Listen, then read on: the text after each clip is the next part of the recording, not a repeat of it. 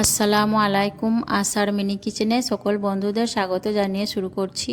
আজকে আমি নিয়ে এসেছি মাছের ডিমের নতুন ইউনিক একটা রেসিপি। এরকম মাছের ডিমের একটা রেসিপি থাকলে মাছ মাংস কিন্তু কিছুই লাগবে না। তো চলুন আজকের এই মাছের ডিমের রেসিপিটি দেখে নেওয়া যাক। আর যারা নতুন বন্ধু আমার ভিডিওটি দেখছেন, ভালো লেগে থাকলে অবশ্যই আমার চ্যানেলটিকে সাবস্ক্রাইব করে আমার পাশে থাকবেন। এখানে দেখুন আমি 300 গ্রাম মাছের ডিম নিয়েছি। আর মাছের ডিমগুলোকে আমি বেশ ভালোভাবে পানি পাল্টে পাল্টে 4-5 বার ধুয়ে নিয়েছি। বেশ ভালোভাবে পরিষ্কার করে ধুয়ে নিয়েছি। দিয়ে এখন আমি মাছের ডিমগুলোকে দেখুন একটা বড় বাটির মধ্যে নিয়ে নিচ্ছি। দিয়ে হাত দিয়ে আমি বেশ ভালোভাবে মাছের ডিমগুলোকে একটু গলিয়ে নেব, দেখুন এইভাবে করে। আর মাছের ডিমের মধ্যে দেখুন একটা পাতলা পর্দার মতো আছে, তার জন্য মাছের ডিমটাকে বেশ ভালোভাবে হাত দিয়ে এইভাবে চেপে চেপে গলিয়ে নিতে হবে। একদম পাতলা করে ডিমগুলোকে গলিয়ে নেব। ডিমটাকে ভালোভাবে দেখুন আমি গলিয়ে নিয়েছি। এখন আমি এর মধ্যে দিয়ে দিচ্ছি হাফ চামচ নুন, হাফ চামচের থেকে একটু কম হলুদের গুঁড়ো, হাফ চামচের থেকে একটু কম লঙ্কার গুঁড়ো, হাফ চামচের থেকে একটু কম জিরে গুঁড়ো, ধনে গুঁড়ো, আর 1 চামচ কাঁচা লঙ্কা কুচি, হাফ চামচ আদা রসুন বাটা। আর দিয়ে দিচ্ছি দেখুন এখানে আমি একটা মিডিয়াম সাইজের পেঁয়াজ কুচি। পেঁয়াজগুলোকে একদম মিহি কুচি করে আমি কেটে নিয়েছি। এইভাবে করে পেঁয়াজটাকে কেটে নেবেন। আর দিয়ে দিচ্ছি অল্প গরম মশলার গুঁড়ো। বেশ ভালোভাবে আমি হাত দিয়ে একটু ভালো করে মেখে নেব। ডিমের সঙ্গে পেঁয়াজ মশলা বেশ ভালো করে মাখিয়ে নিতে হবে।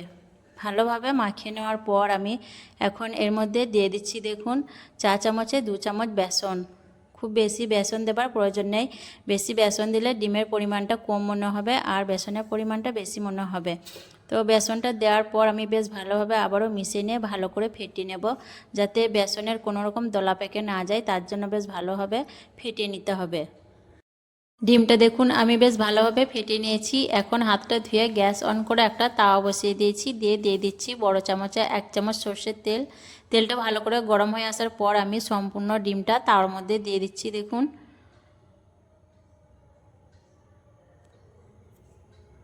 সম্পূর্ণ ডিমটা দেওয়ার পর আমি একটা হাতার সাহায্যে ডিমটাকে পুরো তার মধ্যে চাড়িয়ে নিচ্ছি দেখুন। যেভাবে আমরা ডিমের অমলেট বানাই বা ডিম ভাজা করি সেইভাবে দেখুন ডিমটাকে আমি পুরো তার মধ্যে গোল করে সমানভাবে চাড়িয়ে নিচ্ছি। ডিমটাকে দেখুন ভালোভাবে চাড়িয়ে নেওয়ার পর এখন আমি ঢাকনা দিয়ে 2 মিনিটের মতো লো ফ্লেমে হতে দেব। 2 মিনিট পর আমি ঢাকনা খুলে নিচ্ছি দেখুন। আর ডিমটা বেশ ভালোভাবে সেট হয়ে গেছে। এখন আমি একটা হাতা দিয়ে নিচের অংশটা দেখে নিচ্ছি ভালোভাবে হয়েছে কিনা। তো নিচের অংশটা ভালোভাবে হয়ে গেছে। আমি এখন ডিমটাকে পাল্টে নেব। তার জন্য দেখুন একটা খুন্তির সাহায্যে আমি এইভাবে খুব সহজে ডিমটাকে পাল্টে নিলাম। আপনারা চাইলে একটা প্লেটের মধ্যে ঢেলে নিয়ে ডিমটাকে পাল্টে নিতে পারেন। তো ডিমটা পাল্টে নেওয়ার পর আবারও আমি ঢাকনা দিয়ে 2 মিনিট হতে দেব। আরও 2 মিনিট পর দেখুন আমি ঢাকনা খুলে নিয়ে দেখে নিচ্ছি ডিমটা ভালোভাবে হয়েছে কিনা। তো ডিমের নিচের অংশটাও বেশ ভালোভাবে ভাজা হয়ে গেছে দেখুন।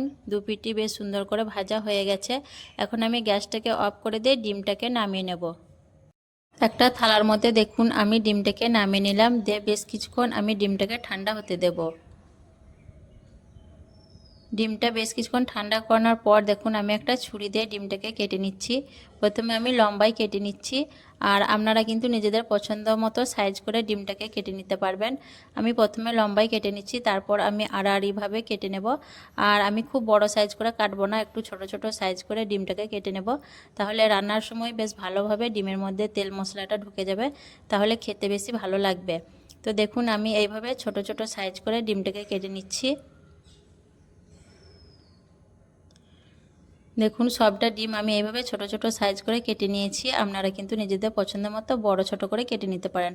আর কত সুন্দর হয়েছে দেখুন, ডিমগুলো দেখে কত লোভনীয় হয়েছে। আর এই ডিমগুলো কিন্তু শুধু মুখেও খেতে পারবেন। ডিমগুলোকে আমি এক সাইডে রেখে দিয়ে এখন একটা গ্রেভি বানিয়ে নেব।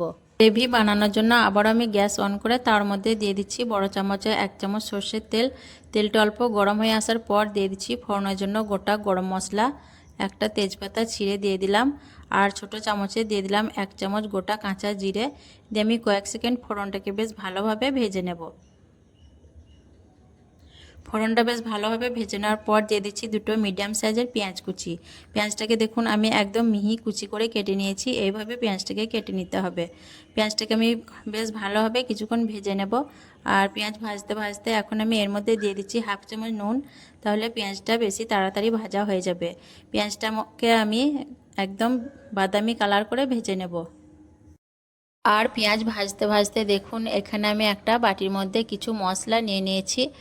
হাফ চামচ হলুদ গুঁড়ো, হাফ চামচ লঙ্কা গুঁড়ো, হাফ চামচ জিরে গুঁড়ো, হাফ চামচ ধনে গুঁড়ো আর হাফ চামচ কাশ্মীরি লাল লঙ্কার গুঁড়ো। এই মশলাগুলোকে আমি একটু পানি দিয়ে ভিজিয়ে নেব। তার জন্য দেখুন অল্প পানি আমি মশলার মধ্যে দিয়ে দিচ্ছি, দিয়ে মশলাটাকে একটু গুলিয়ে নেব। আর এরকম গুঁড়ো মশলা যদি একটু ভিজিয়ে রাখা হয় তাহলে বাটা মশলার মতো মশলার টেক্সচারটা চলে আসে। তার জন্য আমি দেখুন অল্প পানি দিয়ে মশলাটাকে কিছুক্ষণ ভিজিয়ে রেখে দেব। পেঁয়াজগুলো বেশ ভালোভাবে ভেজে নেওয়ার পর দিয়ে দিলাম 1 চামচ আদা রসুন বাটা, দিয়ে আবারও আমি একটু ভেজে নেব যাতে আদা রসুনের কাঁচা গন্ধটা না থাকে। আদা রসুন ভেজে নেওয়ার পর দিয়ে দিচ্ছি একটা বড় সাইজের টমেটো কুচি। টমেটোটাকে দেখুন আমি একদম কুচি কুচি করে কেটে নিয়েছি, এইভাবে কেটে নেবেন। দিয়ে আবারও আমি বেশ কিছুক্ষণ নেড়েচেড়ে ভেজে নেব যাতে টমেটোটা একটু নরম হয়ে যায়। টমেটোটা কিছুক্ষণ ভেজে নেওয়ার পর দেখুন একদম নরম হয়ে গেছে। এখন আমি এর মধ্যে দিয়ে দিচ্ছি আগের থেকে ভিজিয়ে রাখা মশলা, আর মশলার বাটিটা ধুয়ে দিয়ে দিচ্ছি অল্প পানি। দিয়ে আমি বেশ ভালোভাবে মশলাটাকে মিডিয়াম ফ্লেমে কষিয়ে নেব। যতক্ষণ অবধি মশলা থেকে তেলটা বেশ ভালোভাবে ছেড়ে দিচ্ছে ততক্ষণ অবধি আমি মশলাটাকে কষিয়ে নেব। কিছুক্ষণ কষিয়ে নেওয়ার পর দেখুন মশলা থেকে তেলটা বেশ ভালোভাবে ছেড়ে দিয়েছে আর মশলাটাও বেশ ভালো করে কষানো হয়ে গেছে। এখন আমি এর মধ্যে দিয়ে দিচ্ছি দেখুন আগে থেকে ভেজে রাখা মাছের ডিমগুলোকে। মাছের ডিমগুলো আমি দিয়ে দিলাম, আর মশলার সঙ্গে মাছের ডিমটাকে আমি একটু কষিয়ে নেব আলতো হাতে নাড়াচাড়া করে। এইভাবে করে মাছের ডিমগুলোকে একটু মশলার সাথে কষিয়ে নিলে মাছের ডিমের মধ্যে মশলার ফ্লেভারটা ভালোভাবে ঢুকে যাবে, তাহলে খেতে বেশ ভালো লাগবে। আর এখানে আমি সবগুলো মাছের ডিম দিইনি, কিছু রেখে দিয়েছি শুধু মুখে খাওয়ার জন্য।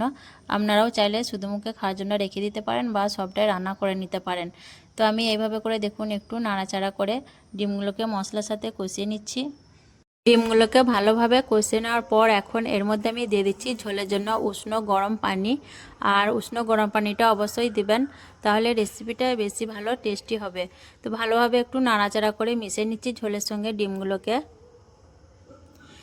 ডিমগুলোকে ভালোভাবে নাড়াচাড়া করে মিশিয়ে নেওয়ার পর আমি এখন এর মধ্যে দিয়ে দিচ্ছি 3টে কাঁচা লঙ্কা আর 1 চিমটি গরম মশলার গুঁড়ো।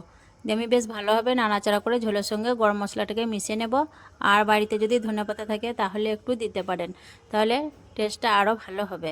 তো ভালোভাবে নাড়াচাড়া করে মিশিয়ে নেওয়ার পর আমি এই পর্যায়ে নুনটা একটু চেক করে দেখে নেব। নুনের পরিমাণটা কম হওয়ার জন্য আমি আরও কিছুটা নুন এর মধ্যে দিয়ে দিচ্ছি স্বাদ মতো। দিয়ে নাড়াচাড়া করে বেশ ভালোভাবে মিশিয়ে নিয়ে আমি মিডিয়াম টু লো ফ্লেমে 5 থেকে 6 মিনিটের মতো রান্না করে নেব, তাহলেই হয়ে যাবে। 5-6 মিনিট রান্না করার পর দেখুন কতটা লোভনীয় হয়েছে দেখতে। আর এইভাবে একবার অবশ্যই মাছের ডিমের এই নতুন ইউনিক রেসিপিটা একবার বাড়িতে বানিয়ে দেখবেন। মাছ মাংস কিছুই লাগবে না, গরম ভাতের সাথে খেতে কিন্তু দারুণ লাগে মাছের ডিমের এই রেসিপিটা। আর মাশাআল্লাহ কতটা লোভনীয় হয়েছে দেখুন দেখতে। আমি একটা চামচ দিয়ে তুলে দেখিয়ে দিচ্ছি দেখুন, আর কত সুন্দর লাগছে দেখুন দেখতে। তো আজকের এই মাছের ডিমের রেসিপিটি কেমন লেগেছে অবশ্যই কমেন্টে জানাবেন। ভালো লাগলে লাইক করবেন, শেয়ার করবেন আর আমার চ্যানেলটি সাবস্ক্রাইব করে আমার পাশে থাকবেন। আসবো আবার অন্য কোনো রেসিপি নিয়ে। সকলে ভালো থাকবেন, সুস্থ থাকবেন। আল্লাহ হাফেজ।